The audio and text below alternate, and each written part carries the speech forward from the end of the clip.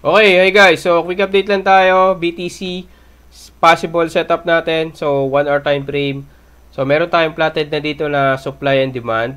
So, 4 hour supply, 4 hour demand and 4 hour and 1 week supply. So, ibig sabihin nitong 4 hour and 1 week supply. So, ibig sabihin yung 4 hour time frame and 1 week time frame na supply natin parehas nung line. Kaya pinagsama ko na siya. Tapos, kung titignan nyo, ang ganda nung rejection nung market dito ni BTC dito sa 4 hour and 1 week supply natin. So ito and ito. So after rejection dito, bumaba na dito sa demand.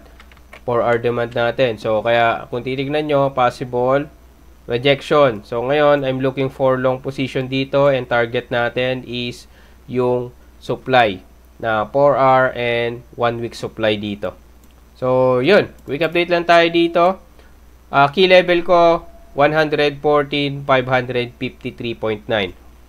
So, if magkaroon ng rejection or confirmation dito, so, antayin ko matapos yung candle, mag-change na yan ng candle. So, if rejected to, I'm going to enter this trade na.